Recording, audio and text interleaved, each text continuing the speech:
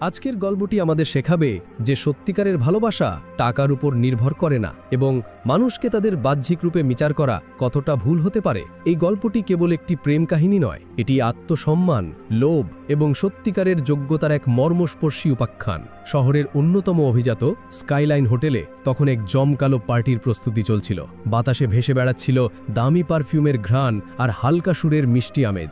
হোটেলের বিশাল ফটকে একের পর এক নামিদামি গাড়ি এসে থামছে, আর ঝলমলে পোশাকে সজ্জিত অতিথিরা একে একে প্রবেশ করছেন ভেতরে।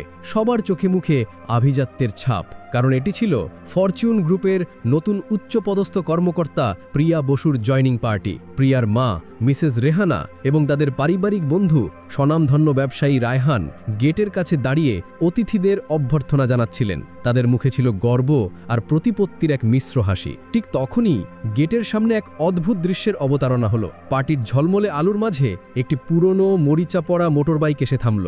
বাইকটির জীর্ণ দশা আর তার চালকের সাধারণ পোশাক দেখে মুহূর্তেই সবার চোখ সেদিকে চলে গেল। বাইক থেকে নামল এক তরুণ, যার নাম আকাশ। তার পরনে ছিল একটা ছেঁড়া ফাটা জিন্স আর শতচ্ছিন্ন জ্যাকেট। এই আধুনিক পার্টির পরিবেশের সাথে তার উপস্থিতি ছিল সম্পূর্ণ বেমানান। সিকিউরিটি গার্ড তৎক্ষণাৎ তার পথ আটকে দিল, চোখে মুখে বিরক্তি আর তাচ্ছিল্যের স্পষ্ট ছাপ। এই যে ভাই, কোথায় যাচ্ছেন? এটা 5 স্টার হোটেল, কোনো বস্তি নয়, ভিখারিদের ঢোকা নিষেধ। গার্ডের রুক্ষ কথায় আকাশ একটুও বিচলিত না হয়ে শান্তভাবে বলল, আমি প্রিয়ার অতিথি। গার্ড হো হো করে হেসে উঠল। তার হাসি যেন আকাশের আত্মসম্মানকে বিদ্ধ করতে চাইল।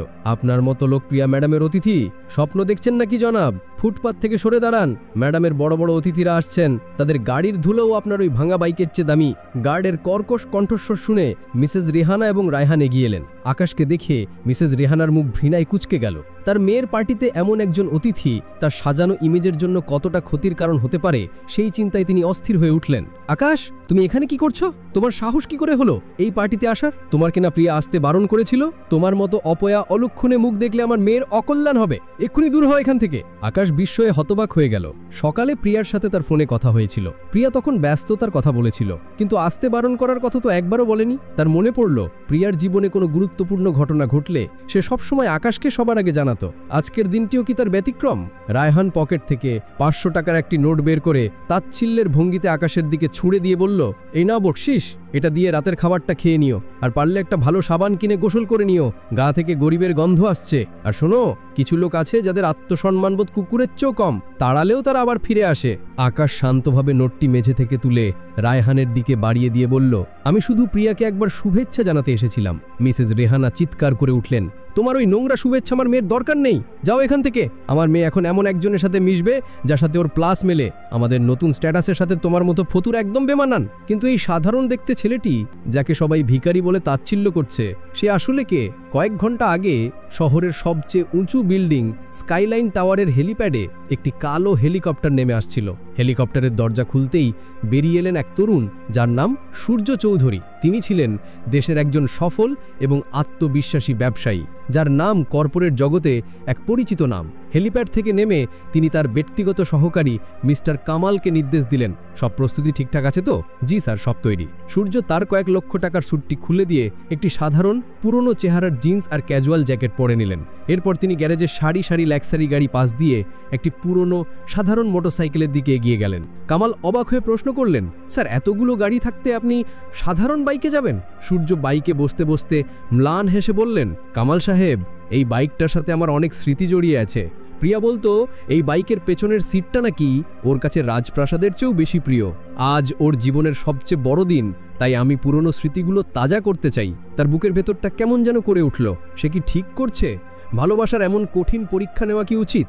পরক্ষণই তার মন শক্ত হলো যে ভালোবাসা সামান্য ঝড়ে ভেঙে পড়ার ভয় থেকে তার ভিত্তি কতটা মজবুত হয় জেনে নেওয়াই ভালো। অপমানিত হয়েও আকাশ ভেতরে ঢুকল। সে প্রিয়াকে দেখতে পেল। দামি লেহেঙ্গায় তাকে রাজকন্যার মতো লাগছিল।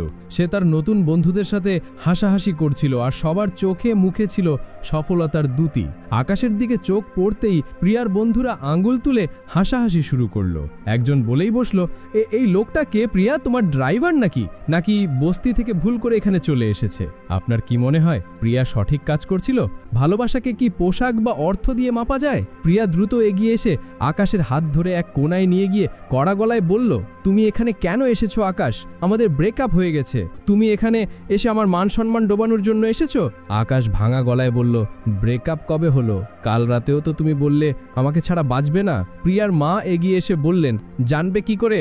আমার মেয়ের পেছনে যে মেন্টর আছে সে একজন বিশাল বড় লোক। তোমার মতো একটা অলক্ষণে লোকের সাথে সম্পর্ক রাখলে ওর উন্নতি হতো না। রায়হান ব্যঙ্গ করে বলল, শোনো ভাই, তোমার পুরো মাসের যা মাইনে, প্রিয়া সেটা দিয়ে একজোড়া জুতো কেনে। লেভেলটা বোঝার চেষ্টা করো। প্রিয়াও মায়ের সাথে সুর মিলিয়ে বলল, হ্যাঁ আকাশ, তুমি একটা লুজার। এখানকার ওয়েটাররাও তোমার চেয়ে ভালো পোশাক পরেছে। এক্ষুনি এখান থেকে বেরিয়ে যাও। আকাশের বুকটা ভেঙে যাচ্ছিল। তার মনে পড়ছিল গত বছর প্রিয়ার মায়ের হার্টের অপারেশনের জন্য যখন টাকার অভাব হয়েছিল, তখন আকাশ তার নিজের মায়ের শেষ স্মৃতিচিহ্ন একজোড়া সোনার বালা বিক্রি করে দিয়েছিল। সেই টাকাতেই প্রিয়ার মায়ের জীবন বেঁচেছিল। আজ প্রিয়া সেই রিং ভুলে তার দারিদ্রতাকে উপহাস করছে। প্রিয়া সিকিউরিটিকে ইশারা করতেই হলের বিশাল দরজা খুলে গেল। ভেতরে ঢুকলেন দেশের অন্যতম সেরা ব্যবসায়ী মিসেস পারভিন খান। তাকে দেখে গোটা হলের কোলাহল থেমে গেল। মিসেস পারভিন গার্ডদের দিকে তাকিয়ে কঠোর গলায় বললেন, ওকে স্পর্শ করার আগে 10 বার ভাবুন। এই কোম্পানির প্রতিটা ইট যার টাকায় গড়া, আপনারা তাকেই গেট থেকে বের করে দিচ্ছেন। কথাটা শুনে পুরো হল নিস্তব্ধ হয়ে গেল। প্রিয়া, তার মা আর রায়হানের মুখ থেকে যেন রক্ত সরে গেল। মিসেস পারভিন সবার দিকে তাকিয়ে বলল, আমি একটা বিশেষ ঘোষণা করতে এসেছি। আজ ফরচুন গ্রুপে যার জয়নিং পার্টি হচ্ছে, সেই প্রিয়ার সিক্রেট মেন্টর হলেন সূর্য চৌধুরী। আর এই ফরচুন গ্রুপের আসল মালিকও তিনি। কথাটা বজ্রপাতের মতো শোনালো। সূর্য এবার মুখ খুলল। তার গলায় ছিল গভীর যন্ত্রণা। সে প্রিয়ার মায়ের দিকে তাকিয়ে বলল, আপনি আমার যোগ্যতা মাপছিলেন আমার পোশাক দিয়ে? যেদিন আপনার জীবন বাঁচানোর জন্য আমার মায়ের সেই স্মৃতিচিহ্ন বিক্রি করে দিয়েছিলাম, সেদিন আমার ক্লাস নিয়ে ভাবেননি। টাকা দিয়ে দামি পোশাক কেনা যায়, কিন্তু চরিত্র কেনা যায় না আন্টি। এরপর সে রায়হানের দিকে ঘুরে বলল, আর তুমি? তোমার বাবার কনস্ট্রাকশন ব্যবসা গত বছর দেউলিয়া হওয়ার পথে ছিল। আমার একটা বেনামি বিনিয়োগ তোমার পরিবারকে রাস্তায় বসা থেকে বাঁচিয়েছিল, আর তুমি আমাকে ভিক্ষা দিচ্ছিলে। অবশেষে সে প্রিয়ার দিকে তাকালো। তার চোখে ছিল এক গভীর আঘাত আর হতাশা। তুমি ভালোবাসার শব্দটাকেই অপমান করেছ। সে তার পকেট থেকে প্রিয়ার $1 মিলিয়ন চাকরির চুক্তিপত্রটা বের করে ছিঁড়ে টুকরো টুকরো করে বাতাসে উড়িয়ে দিল। তোমাদের আসল যোগ্যতা ওই কাগজের টুকরোগুলোর মতোই। ওঠাও আর বেরিয়ে যাও আমার অফিস থেকে, আমার জীবন থেকে। প্রিয়া ছুটে এসে সূর্যর পা ধরতে গেল। সূর্য, আমি বুঝতে পারিনি, আমাকে মাফ করে দাও। সূর্য এক পা পিছিয়ে গিয়ে শীতল গলায় উত্তর দিল, তুমি আমাকে ভালোবাসো গা প্রিয়া? তুমি ভালোবাসো আমার টাকাকে। যে ভালোবাসা পোশাক দেখে বদলে যায়, সেটা ভালোবাসা নয়, সেটা লোভ। সূর্য আর এক মুহূর্তও দাঁড়ালো না। সে ঘুরে হেঁটে বেরিয়ে যাওয়ার সময় হাতে থাকা সাদা গোলাপের তোড়াটা এক ওয়েটারের হাতে দিয়ে বলল, ভাই, এই ফুলগুলো আপনার জন্য। সম্মান তার প্রাপ্য যে পরিশ্রম করে, পোশাক দিয়ে নয়। সূর্য এবং মিসেস পারভিন খান পার্টি হল থেকে বেরিয়ে যাওয়ার পর এক অসহনীয় ভারী নিস্তব্ধতা নেমে এলো। মেঝেতে পড়ে থাকা ছেঁড়া কাগজের টুকরোগুলো যেন প্রিয়ার ভেঙে চুরমার হয়ে যাওয়া স্বপ্ন আর লোভের প্রতীক হয়ে ছড়িয়ে ছিটিয়ে আছে। প্রিয়ার মা মিসেস রেহানা ধীরে ধীরে জ্ঞান ফিরে পেলেন। চারপাশের ফিসফিসানি শুনে তার বুঝতে বাকি রইল না যে তাদের সাজানো সম্মান মাটিতে মিশে গেছে। প্রিয়া টলটলে উঠে দাঁড়ালো। তার শেষ আশা ছিল রায়হান। সে অশ্রুসিক্ত চোখে রায়হানের দিকে তাকিয়ে বলল, রায়হান, তুমি তো অন্তত আমাকে চেনো, প্লিজ কিছু বলো। রায়হান এক পা পিছিয়ে গিয়ে সবার সামনে চিৎকার করে বলল, আমি এই মেয়েটাকে চিনি না। আমি জানতাম না যে এরা এত বড় প্রতারক।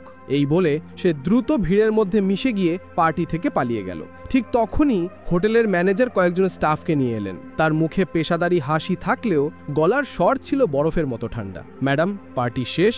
এই পার্টির সম্পূর্ণ বিল প্রায় 50 লক্ষ টাকা। এখন আপনাদের ব্যক্তিগতভাবে পরিশোধ করতে হবে। 50 লক্ষ টাকার কথা শুনে মিসেস রেহানার মাথা ঘুরে গেল। তিনি চিৎকার করে বললেন, অসম্ভব, আমরা এত টাকা কোথা থেকে দেব? ম্যানেজার কাঁধ ঝাঁকিয়ে বললেন, সেটা আপনাদের ব্যাপার। বিল পরিশোধ না করা পর্যন্ত আপনারা হোটেল ছাড়তে পারবেন না। চারিদিক থেকে অপমান, লজ্জা আর ঋণের বোঝা। প্রিয়া আর তার মা সম্পূর্ণ একা হয়ে গেল। বাইরে সূর্য তার পুরনো মোটরসাইকেলটা স্টার্ট দিল। ইঞ্জিনের শব্দটা আজ তার কাছে মুক্তির সঙ্গীতের মতো শোনালো। মিসেস পারভিন খান তার দামি গাড়িতে ওঠার আগে সূর্যের দিকে তাকিয়ে বললেন, কিছু মানুষ হীরের মূল্য বোঝে না, কারণ তাদের চোখ কাঁচের দিকেই আটকে থাকে। সূর্য প্রথমবারের মতো সেদিন মন খুলে হাসল। ধন্যবাদ, চলুন কফি খাওয়া যাক। কয়েক মাস পর শহরের সবচেয়ে বড় চ্যারিটি ইভেন্টে প্রধান অতিথি হিসেবে উপস্থিত সূর্য চৌধুরী এবং মিসেস পারভিন খান। তারা একসাথে একটি ফাউন্ডেশন চালু করেছে যার নাম যোগ্যতা। এই ফাউন্ডেশন সুবিধাবঞ্চিত মেধাবী ছাত্রছাত্রীদের শুধু আর্থিক সাহায্যই করে না, তাদের নৈতিক শিক্ষাদানেরও ব্যবস্থা করে। অনুষ্ঠানের এক কোণায় একজন সাধারণ ওয়েট্রেস হিসেবে কাজ করছিল প্রিয়া। তার চোখে মুখে ছিল গভীর অনুশোচনা আর ক্লান্তির ছাপ। হোটেলের বিল মেটানোর জন্য তাকে এবং তার মাকে তাদের বাড়ি বিক্রি করে দিতে হয়েছে। এখন সে পেটের দায়ে ছোটখাটো কাজ করে বেড়ায়। মঞ্চে সূর্য মাইক্রোফোন হাতে নিলেন। তার শান্ত ও দৃঢ় কণ্ঠস্বর হল জুড়ে প্রতিধ্বনিত হতে লাগলো। শুভ সন্ধ্যা। আজ আমরা যোগ্যতা ফাউন্ডেশনের যাত্রা শুরু করছি। আমরা অনেকেই মনে করি দামি পোশাক, বড় গাড়ি বা উঁচু পদই যোগ্যতার মাপকাঠি, কিন্তু আমি শিখেছি সত্যিকারের যোগ্যতা এসবের অনেক ঊর্ধ্বে। সত্যিকারের যোগ্যতা হলো কঠিন সময়ে প্রিয়জনের পাশে দাঁড়ানোর সাহস, নিজের নীতিতে অটল থাকার দৃঢ়তা এবং অন্যের পোশাকের চেয়ে তার ভেতরের মানুষটাকে সম্মান করার মানসিকতা। আমাদের এই ফাউন্ডেশন শুধু ডাক্তার বা ইঞ্জিনিয়ার তৈরি করবে না, আমাদের লক্ষ্য হলো এমন মানুষ তৈরি করা যারা সফল হবার পাশাপাশি ভালো মানুষও হবে। কারণ দিন শেষে আপনার ব্যাংক ব্যালেন্স নয়, আপনার চরিত্রই আপনার আসল পরিচয়। সূর্যের প্রতিটি কথা প্রিয়ার বুকে তীরের মতো বিঁধছিল। সে বুঝতে পারছিল সূর্যকে সে শুধু একজন ধনী মানুষকে হারায়নি, সে একজন খাঁটি ভালোবাসার মানুষকে হারিয়েছে। একজন ভালো মানুষকে হারিয়েছে যার মূল্য কোনো টাকা দিয়ে শোধ করা যায় না। অনুষ্ঠান শেষে একজন বৃদ্ধ ওয়েটার ক্লান্ত হয়ে এক কোণায় বসেছিলেন। সূর্য তাকে দেখতে পেয়ে নিজে এক গ্লাস জল নিয়ে তার কাছে এগিয়ে গেল। চাচা, আপনি ঠিক আছেন? অনেক পরিশ্রম হয়েছে, তাই না? বৃদ্ধ লোকটি অবাক হয়ে সূর্যের দিকে তাকালেন। এত বড় একজন মানুষ তার খোঁজ নিচ্ছে।